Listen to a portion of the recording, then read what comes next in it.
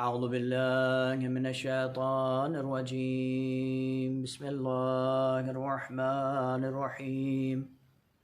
الحمد لله الذي جعلنا في أمة حبيبه وخليله محمد المصطفى رب العالمين الذي ربنا في زمرة أوليائه وليه ووصيه علي المرتضى الرحمن الرحيم الذي نور قلوبنا بمحبة حسن المجتبى وبمودة الحسين الشهيد بكربلاء مالك يوم الدين الذي ملك عليا زين العابدين بالإمامة والهدى. إياك نعبد عبادة تبلغنا في القيامة وبصحبة محمد الباقر وجعفر الصادق وموسى الكاظم وعلي بن موسى الرضا. وإياك نستعين كما استعان بك محمد التقي وعلي النقي اللدى إنهما من أهل المجد والهدى. اهدنا الصراط المستقيم هو متابعة حسن العسكري ومحمد المهدي. اللهم صل على محمد وآل محمد وعجل فرجهم. صراط الذين أنعمت عليهم غير المغضوب عليهم ولا الضالين والمنكرين من أهل البدعة والهدى.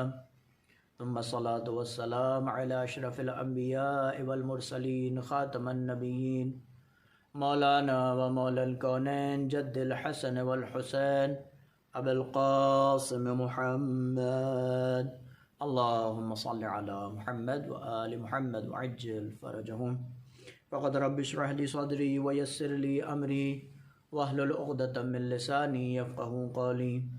ربنا تقبل منا إنك أنت السميع العليم. أما بعد فقد قال الله سبحانه وتعالى في كتابه الكريم وقوله الحق وهو أصدق الصادقين وأصدق القائلين. بسم الله الرحمن الرحيم. إنا لله وإنا إليه راجعون. صلوات بجذبة محمد وآل محمد. اللهم صل على محمد وآل محمد وعجل فرجهم. اذان محترم، برادران ملت، بزرگان ایمانی، موالیان خاندان عصمت و طہارت، دوستداران ولایت و امامت، شب جمعہ ہے، لہٰذا آئیے سب سے پہلے ہم بارگاہ پروردگار عالم میں اس کے حبیب کا واسطہ دے کر آج کی اس شب میں دعا کرتے ہیں کہ پروردگار آج جتنے مومنین مومنات مرحومین ہیں ان کی مغفرت فرما، انہیں اہل بیت علیہم السلام کے ساتھ محشور فرما، ان کی قبور پر نور اہل بیت علیہم السلام کو نازل فرما، ان کے درجات عالی ہیں پروردگارہ، ان کے درجات کو متعالی فرما. خصوصی طور پر مرحوم عبد الملک مہر ابن حاجی ثنا مہر کی روح کو جوار معصومین علیہم السلام میں جگہ عنایت فرما، ان کے برزخ کے سفر کو آسان فرما اور قدم بقدم انہیں اہل بیت علیہم السلام کی حمایت اور نصرت نصیب فرما. زان گرامی، ایک مرتبہ سورہ حمد،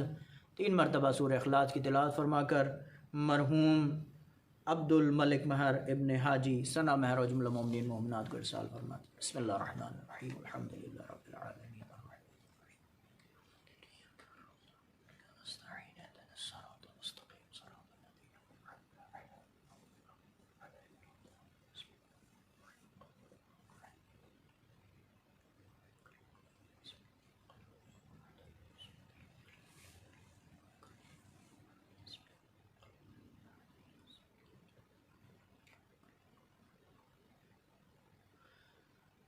عظمت محمد و آل محمد صلوات. اللہم صل علی محمد و آل محمد وعجل فرج. اذان محترم،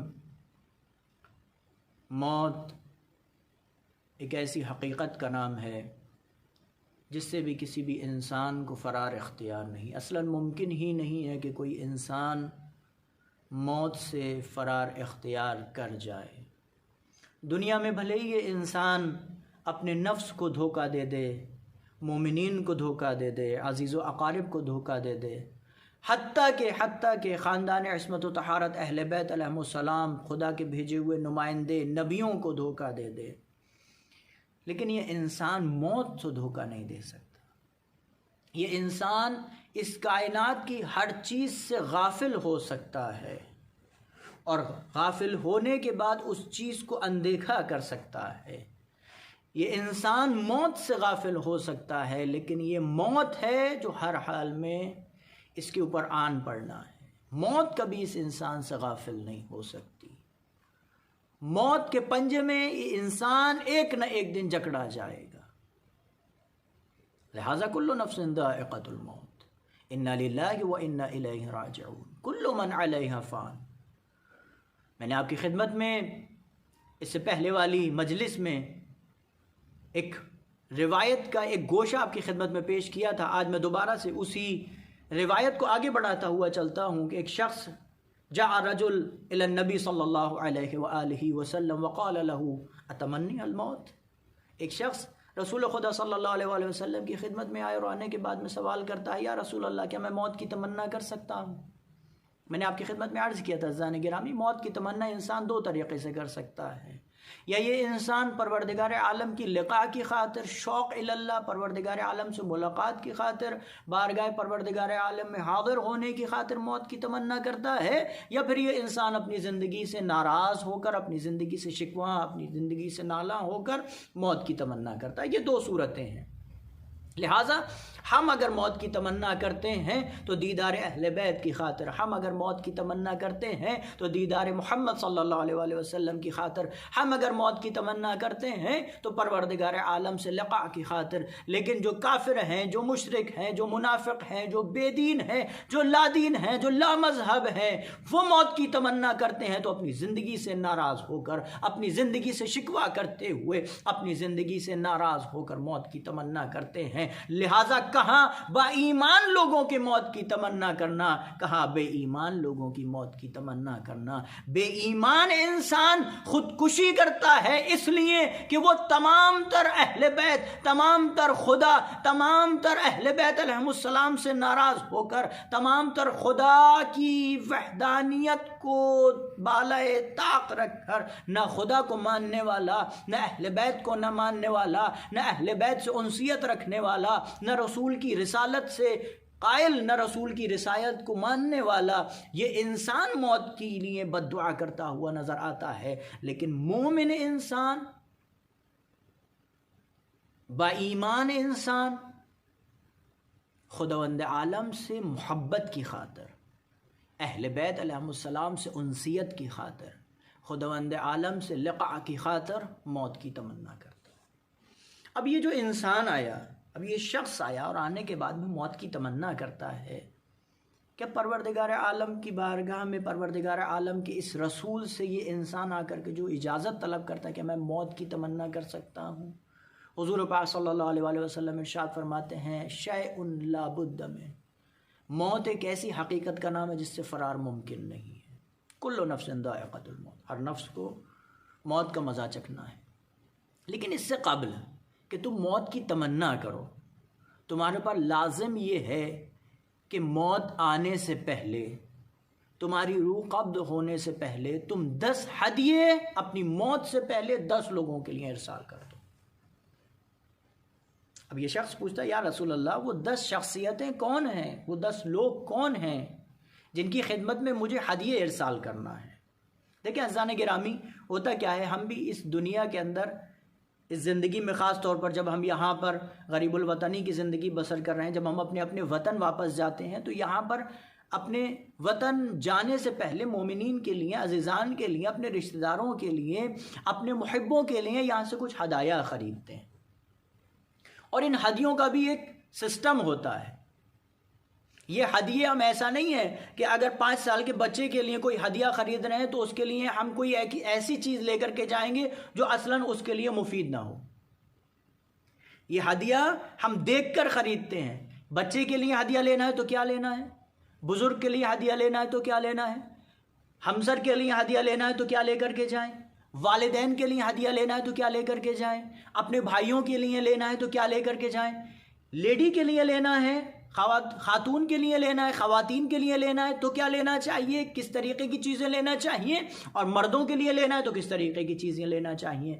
ایسا ممکن نہیں ہے کہ جو چیزیں مردوں سے تعلق ہوں، مردوں سے تعلق رکھتی ہوئی ہوں، وہ ہم اسے خواتین کو لے جا کر کے ارسال کر دیں اور ان کو ہدیے میں پیش کر دیں، یا وہ چیزیں جو خواتین سے تعلق رکھتی ہیں وہ مردوں کو دے دیں، وہ چیزیں جو بچوں میں بیٹیوں سے تعلق رکھتی ہیں وہ بیٹوں کو دے دیں، یا وہ چیزیں جو بیٹوں کے سے متعلق ہیں اس کو بیٹے کو نہیں۔ عزیزان گرامی، لہٰذا ہم اس ہدیے کا انتخاب بھی سامنے والی شخصیت کو دیکھ کر کرتے ہیں کہ ہم اس شخصیت کے شایان شان ہدیہ ارسال کر رہے ہیں یا نہیں کر رہے ہیں۔ لہٰذا ہم جب اس فانی دنیا کے اندر جب کسی کے لیے ہدیہ پیش کرتے ہیں تو اس سامنے والی شخصیت کو مد نظر رکھتے ہوئے اس کے شایان شان ہدیہ ارسال کرتے ہیں۔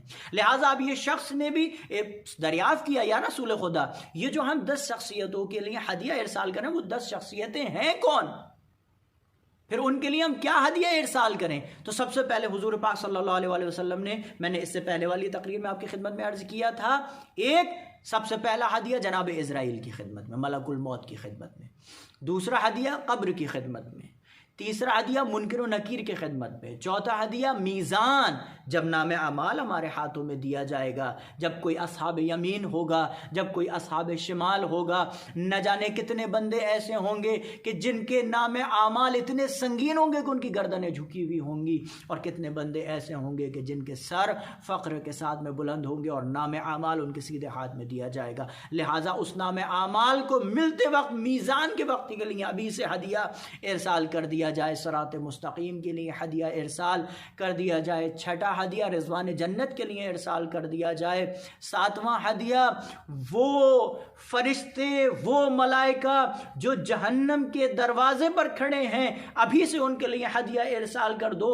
ان کے لیے گفٹ ارسال کر دو، ان کے شایان شان ہدیہ ارسال کر دو، تاکہ جب ہمیں ضرورت پڑے تو وہ ہدیہ ان کی خدمت میں پیش کر سکیں۔ جناب جبرائیل کے لیے ہدیہ ارسال کرنا ہے، حضور پاک صلی اللہ علیہ وسلم کی بارگاہ میں ہدیہ ارسال کرنا ہے، اور اللہ جل جلالہ پروردگار عالم ہمارے مالک کی خدمت میں ہدیہ ارسال کرنا ہے۔ لہٰذا یہ 10 ہدیے ہیں جو ابھی سے ہمیں ارسال کرنا ہے۔ عزیزان گرامی، حضور پاک صلی اللہ علیہ وسلم نے اس روایت کے ذریعے ہماری اس زندگی کا ایک مقصد بیان کر دیا، ہماری زندگی کا جو معیار ہے، جو مقصد ہے، وہ ابھی سے بیان کر دیا گیا ہے کہ تمہاری زندگی کا دار و مدار یہ ہے، تمہاری زندگی کا مصداق اور تمہاری زندگی کے وظائف یہ ہیں کہ تم اب زندگی میں ان 10 لوگوں کے لیے ہدیہ آمادہ کرو اس سے پہلے کہ موت تمہارے اوپر آن پڑے۔ اب عزیزان یہ گرامی، یہ 10 ہدیے ہیں، صرف یہ 10 ہدیے نہیں ہیں، بلکہ اس 10 ہدیوں میں یہ جو 10 لوگوں کو ہم نے گفٹ ارسال کرنا ہے، اس ہر بندے کے لیے 4 گفٹ ہیں۔ جناب عزرائیل کے لیے 4، قبر کے لیے 4، منکر و نکیر کے لیے 4، میزان کے لیے 4، صراط مستقیم کے لیے 4، رضوان جنت کے لیے 4، فرشتہ جہنم کے لیے 4، جبرائیل علیہ الصلوۃ والسلام کے لیے 4، حضور پاک صلی اللہ علیہ وسلم کے لیے 4، اور اللہ جل جلالہ کے لیے 4۔ لہٰذا ہمارے لیے یہ کتنے گفٹس ہو گئے؟ 40 ہدیے ہمیں اپنی اس زندگی میں ارسال کرنا ہے۔ عزیزان گرامی، اس دنیا کے اندر یہ انسان یہ جو زندگی بسر کر رہا ہے، کیا یہ زندگی ایسا ہی ہے جیسے مرضی آئے جیو اور اس کے بعد میں تمام کر کے انا للہ و انا الیہ راجعون؟ کوئی سوال نہیں ہوگا؟ لَتُسْأَلُنَّ يَوْمَئِذٍ عَنِ النَّعِيمِ۔ رکو، ٹھہرو، وہ تمام تر نعمتیں جو تمہیں دی گئی تھیں، ان تمام تر نعمتوں کے بارے میں بالتحقیق یقیناً ہم تم سے سوال کریں گے۔ یہ نعمتیں کیا ہیں جن کے بارے میں سوال کیا جائے گا؟ ولایت نعمت ہے، امامت نعمت ہے، رسالت نعمت ہے، یہ صحت و سلامتی نعمت ہے، یہ جسم نعمت ہے، قرآن مجید نعمت ہے، یہ عہدہ، یہ مقام، منصب، یہ تمام تر چیزیں نعمت ہیں۔ سوال ہوگا ولایت کے بارے میں کہ ولایت سے صحیح استفادہ کیا تھا یا نہیں، امامت سے صحیح استفادہ کیا تھا نہیں، کما حقہ امامت کو مانا تھا یا نہیں، کما حقہ رسالت کو مانا تھا یا نہیں، رسالت کے جو وظائف تھے، جو رسول خدا صلی اللہ علیہ وسلم کے لیے ہمارے اوپر ذمہ داریاں تھیں، ان ذمہ داریوں کو ہم نے ادا کیا تھا یا نہیں۔ جس صحت و سلامتی پروردگار عالم نے ہمیں دی تھی، اس صحت و سلامتی کا صحیح استعمال کیا تھا یا نہیں؟ اس جسم کو جو پروردگار عالم نے نعمت کے طور پر ہم کو عطا کیا، امام سجاد علیہ السلام نے ارشاد فرمایا بدبخت ہے وہ انسان جو خدا کی دی ہوئی نعمتوں کے ذریعے خدا کی نافرمانی کرے۔ اللہ اکبر۔ امام سجاد علیہ السلام کا فرمان ہے کہ بدبخت ہے وہ انسان، حیف ہے، وائے ہے، لعنت ہے اس انسان کے اوپر جو خدا کی دی ہوئی نعمتوں کے ذریعے خدا کی نافرمانی کرے۔ ہاتھ پروردگار عالم کی دی ہوئی نعمت ہے، اسے مومنین کی خدمت میں صرف کرنا چاہیے، نہ کہ کسی کے اوپر ظلم کرتے ہوئے۔ آنکھ پروردگار عالم کی نعمت ہے، اسے قرآن مجید، اہل بیت علیہ السلام کے روضہ مقدسات، اہل بیت علیہ السلام کے دیدار میں مومنین کی خدمت کرتے ہوئے اس آنکھ کا استعمال کرنا چاہیے، نہ کہ حرام کام میں۔ زبان نعمت ہے، لہٰذا اس زبان سے نیکیوں کی تعلیمات دیتے ہوئے اس زبان کا استعمال کرنا چاہیے، نہ کہ غلط الفاظ کا استعمال کرتے ہوئے، کسی کو نازیبا الفاظ سے یاد کرتے ہوئے، کسی کو برے الفاظ سے یاد کرتے ہوئے، کسی کی بے حرمتی کرنے کے لیے اس زبان کا استعمال نہ ہو۔ لہٰذا یہ تمام تر نعمتیں، ان کا صحیح استعمال ہماری ذمہ داری ہے۔ اس کا سوال کیا جائے گا، وقفوہم انہم مسئولون، انہیں روک لو، انہیں روکو، ابھی ان سے سوال کیا جائے گا، یہ مسئول ہیں اپنی اس زندگی کے۔ لہٰذا حضور پاک صلی اللہ علیہ وسلم کی اس روایت سے ہمارے وظیفے معین ہوتے ہیں کہ ہمیں کن کن کاموں کو انجام دینا ہے تاکہ وہ اعمال انجام دیں، اور جب جیسے ہی ملک الموت ہماری روح کو قبض کرنے کے لیے آئے، ان کی خدمت میں ہدایہ ارسال کر دیں۔ اور یہ ہدایہ کیا ہیں؟ اس دنیا میں جب ہم کسی کو ہدیہ پیش کرتے ہیں تو انسیت کی خاطر، محبت کی خاطر، سامنے والے کو اپنی طرف راغب کرنے کے لیے، اس کے دل میں اپنی محبت کو اکٹھا کرنے کے لیے۔ لہٰذا جب سب سے پہلے ہمیں ملک الموت کی بارگاہ میں حاضر ہونا پڑے گا، ان کی خدمت میں ہدیہ ارسال کرنا ہے۔ میں مختصر سے وقت میں، جو پچھلی تقریر میں نے آپ کی خدمت میں 4 ہدیے جو ملک الموت کی خدمت میں پیش کیے تھے، ارضاء الخطمہ، یعنی وہ عزیزان، وہ لوگ جو ہم سے ناراض ہیں، جن کا حق ہماری گردنوں پر ہے، ہمارے اوپر لازم ہے کہ ان کے حق کو ادا کر دیں، ان کے حق کی ادائیگی کر دیں۔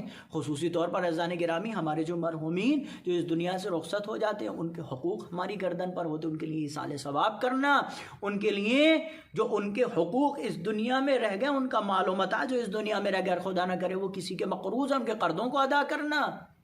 اگر وہ آپ کی خدمت میں عرض کریں کہ ان کے نماز اور روزہ قضا ہیں، ان کے واجبات قضا ہیں، تو ان کے واجبات کو انجام دلانا یہ ہمارے اوپر ذمہ داری ہے۔ لہٰذا پہلا ہدیہ ملک الموت کی خدمت میں ارضاء الخصمہ، جن کے حقوق ہماری گردن پر ہیں، ان کے حقوق کو ادا کرنا اور ان سے رضایت طلب کرنا۔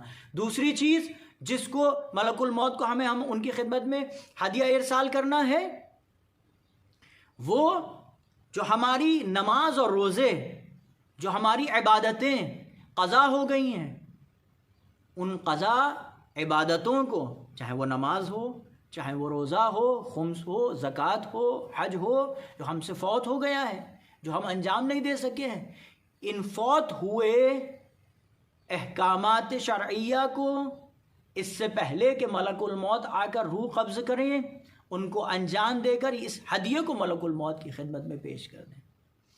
تیسرا ہدیہ شوق اللہ، اللہ سے مشتاق رہے، اللہ سے ملاقات کے مشتاق رہے۔ زیارت امین اللہ میں ہم پڑھتے ہیں مشتاقۃ الی فرحۃ لقاء اللہ۔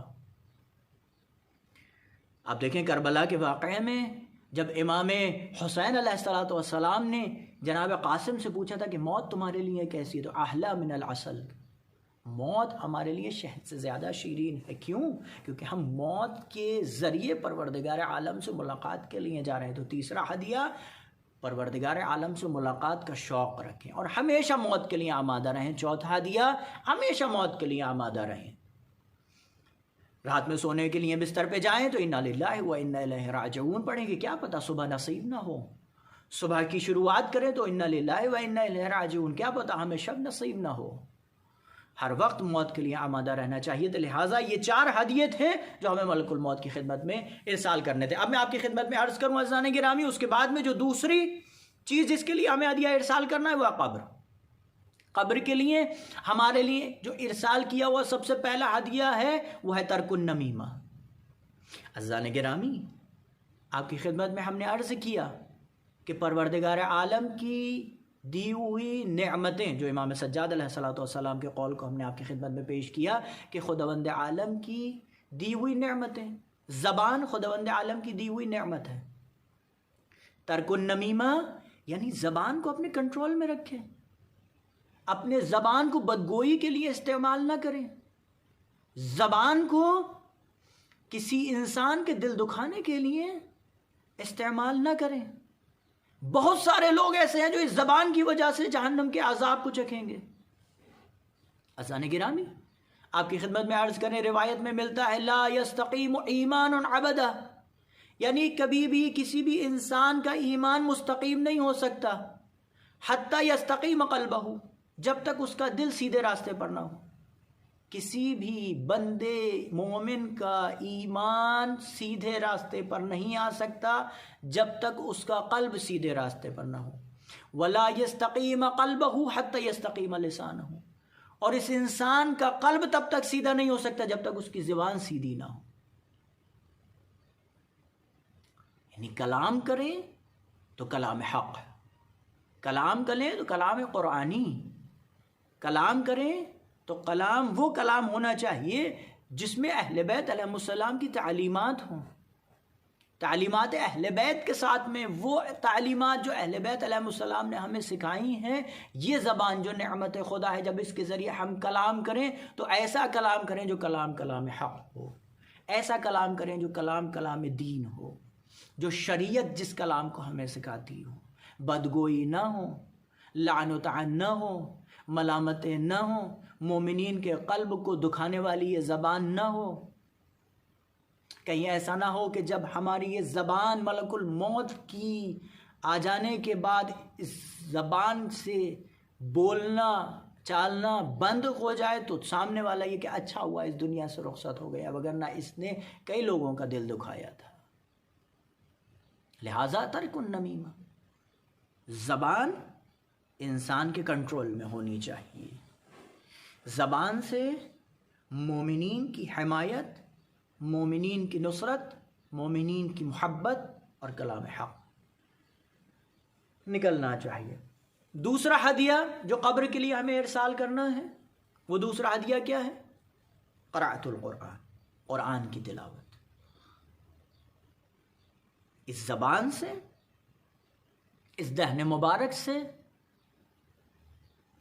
تلاوت قرآن پاک ہونی چاہیے. یہ ہماری طرف سے ہدیہ ہے ملک الموت کے لیے. عزیزان گرامی، روایت میں ملتا ہے کہ صادق آل محمد نے ایک شخص سے سوال کیا، کیا تم قرآن کی تلاوت کرنا پسند کرتے ہو؟ کہا مولا میں قرآن کی تلاوت کرنا پسند کرتا ہوں. کہ قرآن کا سب سے بہترین چیز تمہیں قرآن کی کیا لگتی ہے؟ قرآن کا سب سے بہترین سورہ تمہیں کیا لگتا ہے؟ کیوں تم قرآن کی تلاوت کرنا چاہتے ہو؟ کہ میں سب سے زیادہ قل هو اللہ احد کو پسند کرتا ہوں، میں قل هو اللہ احد سے محبت کرتا ہوں، میں سورہ توحید سے انسیت رکھتا ہوں، لہٰذا میں چاہتا ہوں کہ قرآن کی تلاوت کروں.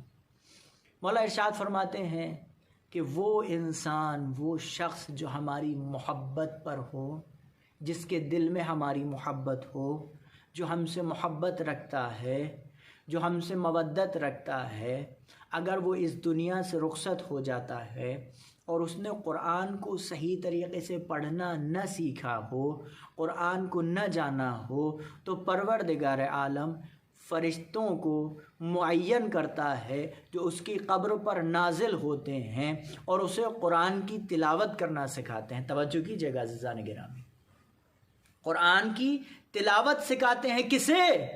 اسے جو محب محمد و آل محمد ہوتا ہے، اسے جو اہل بیت علیہ السلام سے محبت رکھتا ہے، اسے جو محبت محمد و آل محمد کو اپنے قلب میں رکھتا ہے، ان سے محبت کی خاطر اپنی زندگی کو بسر کرتا ہے، ایسے انسان اگر مر جائے اور قرآن کو صحیح سے نہ سیکھ سکے، پروردگار عالم ملائکہ کو معین کرتا ہے اور اس کی قبر پر نازل کرتا ہے۔ کیوں؟ اس لیے کہ اسے قرآن سکھایا جائے۔ اور عزیزان گرامی، جالب یہ ہے کہ اس کے بعد مولا صادق علیہ السلام ارشاد فرماتے ہیں کہ پھر اس سے کہا جاتا ہے، اے بندہ مومن، اے محب محمد و آل محمد، اے محمد و آل محمد سے محبت رکھنے والے، قرآن کی تلاوت کر۔ کیوں؟ اس لیے کہ جنت کے درجات قرآن کی آیتوں کے برابر ہیں۔ تو قرآن کی تلاوت کرتا جا، جیسے جیسے قرآن کی آیتوں کو سیکھتا چلا جائے گا، تیرے درجات بلند ہوتے چلے جائیں گے۔ صلوات پڑھیں عظمت محمد و آل محمد پر۔ اللہم صلی علی محمد و آل محمد وعجل فرجہم۔ یہ عزیزان گرامی، یہ قرآن کی تلاوت بندے مومن کے رفع درجات کا بھی سبب بنتی ہے، اور یہ ہدیہ بھی ہے، یہ گفٹ بھی ہے قبر کے لیے۔ قبر کو نورانی کرنا ہے تو قرآن کی تلاوت کریں۔ تیسرا ہدیہ جو ہمیں قبر کے لیے ابھی سے ارسال کرنا ہے وہ صلاۃ اللیل، نماز شب۔ واجب نہیں ہے نماز شب، لیکن اتنی تاکید کی گئی ہے کہ اگر آپ فجر کے وقت میں نماز شب نہ پڑھ سکتے ہوں تو رات میں سونے سے پہلے، حتیٰ کہ رات میں 10 بجے آپ سونا چاہتے ہیں، نماز شب پڑھ کر سو جائیے۔ اور آج کی اس زندگی میں جب یہ انسان رات کے 1 1 1 2 بجے تک جاگ رہا ہے تو کیا سبب ہے کہ رات میں 1:30 بجے تک یہ فالتو فضول میں تو جاگ سکتا ہے، لیکن نماز شب کے لیے اس کے پاس 15 منٹ نہیں ہے، یہ نماز شب نہیں پڑھ سکتا ہے؟ کہ وہ نماز شب جو اس کی قبر کی نورانیت کا سبب بنے گی، وہ نماز شب جو قبر کے لیے گفٹ بن رہی ہے، ہدیہ بن رہی ہے، وہ نماز شب یہ 1:30 بجے تک فضول میں جاگ کر تو گزار سکتا ہے، لیکن نماز شب نہیں پڑھ سکتا۔ لہٰذا تیسرا ہدیہ جو قبر کے لیے ہے وہ ہے صلاۃ اللیل۔ چوتھا ہدیہ الاستبراء من البول، استبراء کرنا۔ گویا میں آپ کی خدمت میں عرض کروں عزیزان گرامی، استبراء سے مراد طہارت۔ یہ انسان کو پاک و پاکیزہ رہنا چاہیے، طاہر رہنا چاہیے، نجاست سے پاک رہنا چاہیے۔ بہت سارے لوگ ہم سے شکایت کرتے ہیں کہ مولانا کیا کریں، بار بار نہانا پڑتا ہے، اور جیسے ہی ٹوائلٹ سے اٹھتے ہیں، واش روم سے اٹھتے ہیں تو ہمارے پیشاب کے قطرات نکل آتے ہیں۔ یہ جو پیشاب کے قطرات ان لوگوں سے صادر ہوتے ہیں، نکلتے ہیں، خارج ہوتے ہیں، اس کی وجہ کیا ہے کہ استبراء نہیں کرتے۔ اگر استبراء کر لیں تو کبھی بھی پیشاب کے قطرات لوگوں سے نہیں نکلیں گے۔ لوگ سمجھتے ہیں کہ ہم مریض ہیں، نہیں عزیزان گرامی، یہ احکام شریعت دین اسلام سے ناآشنائی کی بنا پر بہت ساری مشکلات پیش آتی ہیں، جس میں سے ایک استبراء ہے۔ اگر استبراء کے احکام کو انسان جان لے، یہ جوانان خصوصی طور پر جان لیں تو انہیں سمجھ میں آ جائے گا کہ استبراء کیا ہے، اور جب یہ استبراء کر لیں گے تو کبھی بھی پیشاب کے قطرات ان سے زائل نہیں ہوئیں گے، خارج نہیں ہوئیں گے، لہٰذا یہ انسان پاک و پاکیزہ رہے گا۔ دوسری چیز آپ کی خدمت میں عرض کروں، بہت سارے لوگ شکیات میں گرفتار رہتے ہیں، بہت سارے لوگ شک کرتے ہیں، جو کثیر الشک ہوتے ہیں طہارت کے عنوان سے بہت زیادہ شک کرتے ہیں کہ یہ میں گندا ہو گیا، یہ میں نجس ہو گیا، یہ چیٹ پڑ گئی، یہ چیٹ پڑ گئی۔ تو ایک علماء نے جو ایک طریقہ بیان کیا کہ اگر آپ اپنے آپ کو بہت زیادہ شک کرنے والے ہیں، آپ مسلسل شک میں گرفتار رہتے ہیں نجاست کے بارے میں اور طہارت کے بارے میں، اور آپ کو اپنے اس شک کو زائل کرنا ہے، تو اس سے پہلے کہ آپ واش روم جائیں اپنے اوپر کچھ چھینٹیں پانی کی ڈال لیجئے، اپنے آپ کو تھوڑا سا گیلا کر لیجئے، اپنے کپڑوں کو تھوڑا سا گیلا کر لیجئے، اور اس کے بعد میں ٹوائلٹ میں جائیے۔ جب اس عالم میں انسان ٹوائلٹ میں جائے گا کہ اس کے لباس پر، اس کے کپڑوں پر چھینٹیں پڑی ہوئی ہوں گی، تو اس بات کا اسے یقین رہے گا کہ یہ جو چھینٹیں ہیں ہمارے اوپر، یہ ہمارے اس پہلے والی چھینٹیں ہیں جو ہم نے اس سے پہلے اپنے لباسوں پر ڈالی تھی۔ لہٰذا زیادہ شک کرنا غلط ہے، اور طاہر رہنا، پاک و پاکیزہ رہنا، یہ ہماری شرعی ذمہ داری ہے۔ لہٰذا عزیزان گرامی، یہ وہ ہدایہ ہیں جو ہمیں اس دنیا سے رخصت ہونے سے پہلے ارسال کرنا ہے، تاکہ وہ وقت کہ جس عالم میں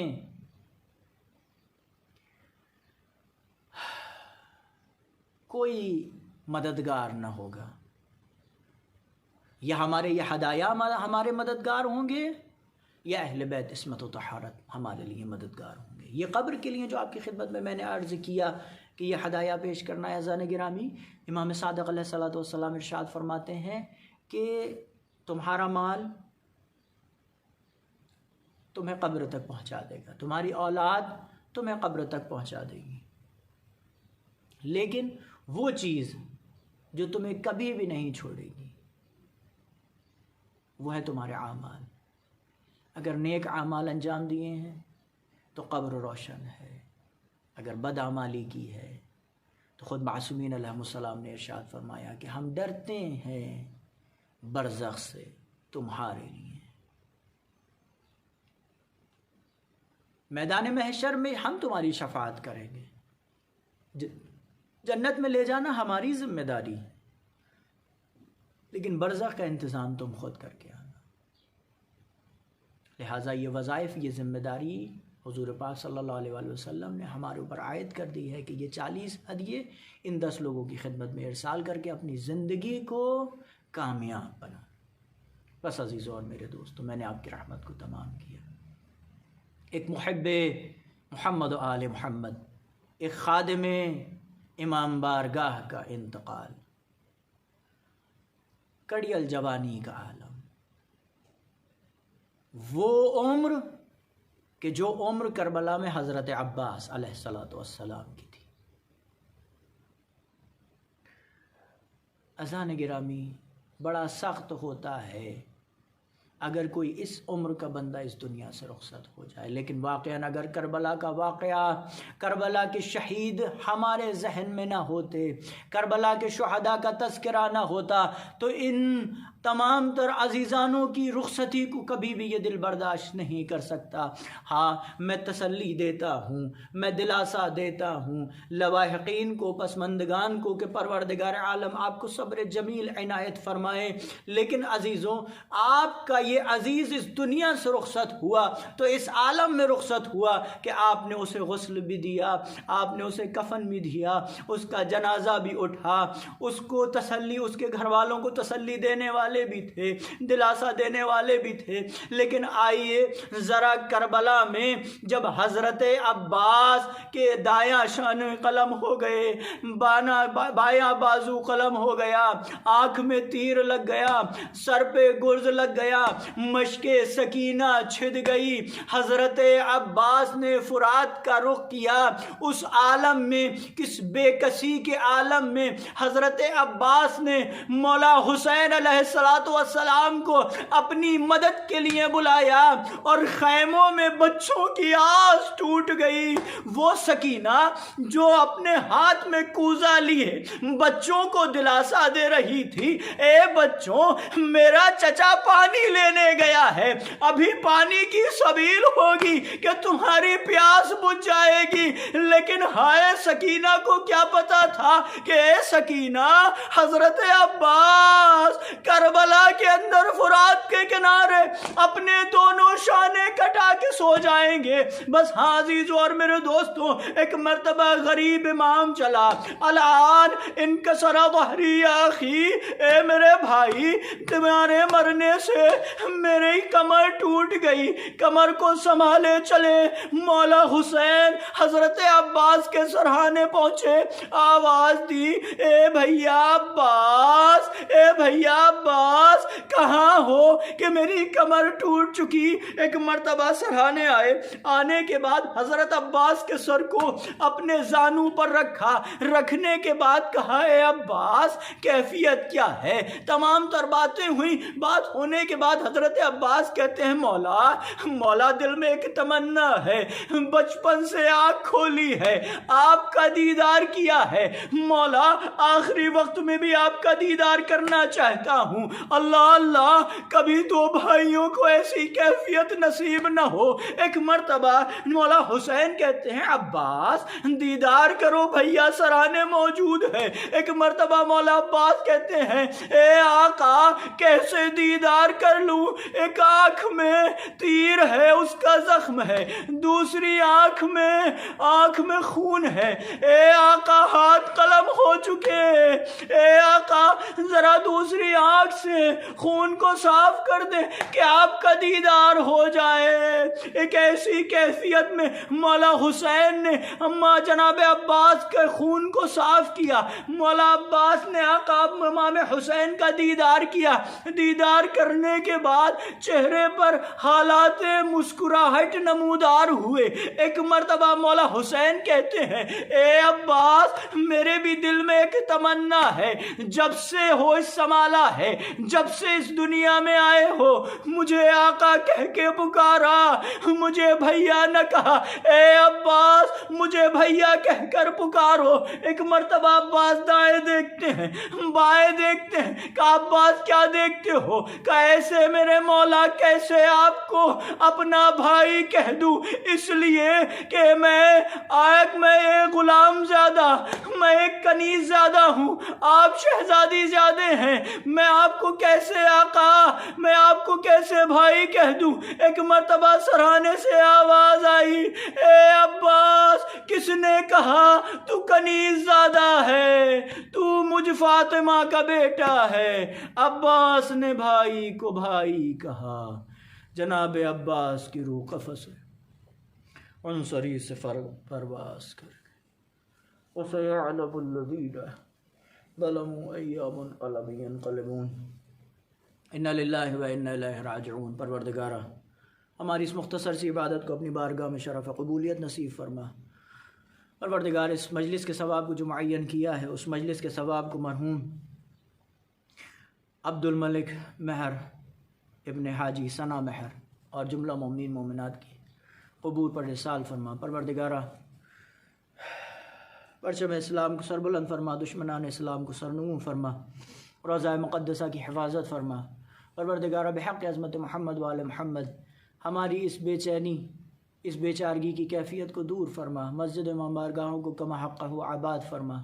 پروردگار، بحق عظمت محمد وآل محمد، روضہ مقدسہ پر ہم سب کو حاضری کا شرف نصیب فرما، توفیق زیارت اتباط عالیہ حج عمرہ نصیب فرما۔ پروردگارہ، بحق عظمت محمد وآل محمد، جملہ مومنین مومنات جو بے چین قلب رکھتے ہیں انہیں سکون قلب نصیب فرما، جو بیمار حال ہیں انہیں شفا کامل و عاجل نصیب فرما۔ پروردگارہ، جتنے مومنین مومنات ہم سے التماس دعا کے لیے ہیں، کان تمام مومنین مومنات کی تمام جائز دلی حاجات کو مستجاب فرما۔ جو بے روزگار ہیں انہیں رزق و روزی حلال و طیب و طاہر نصیب فرما۔ پروردگارہ، جو بے اولاد ہیں انہیں نعمت اولاد سے سرفراز فرما۔ خدایا، تو مومنین کے قلوب سے بہتر آشنا ہے، ان کی تمام تر جائز دلی حاجات کو مستجاب فرما۔ پروردگار، ہم نے جو کہا، ہم نے جو نہیں کہا، پروردگارہ تو ہماری شہرگ حیات سے قریب ہے، ہماری تمام تر جائز دلی حاجات کو مستجاب فرما۔ پروردگارہ، بحق عظمت محمد وآل محمد، اس دنیا میں اہل بیت علیہ السلام کی مودت اور آخرت میں اہل بیت علیہ السلام کی شفاعت ہمیں نصیب فرما۔ پروردگارہ، بحق عظمت محمد وآل محمد، قلب نازنین امام زمان کو ہم سے راضی و خوشنود فرما، امام کے ظہور میں تعجیل فرما، ہم سب کو ان کے ناصر و مددگار میں شمار فرما۔ ربنا تقبل منا انک انت السمیع العلیم۔ ایک مرتبہ سورہ حمد، 3 مرتبہ سورہ اخلاص کی تلاوت فرما کر مرحوم عبد الملک مہر ابن حاجی ثنا مہر کی روح کو ارسال فرما دیجیے۔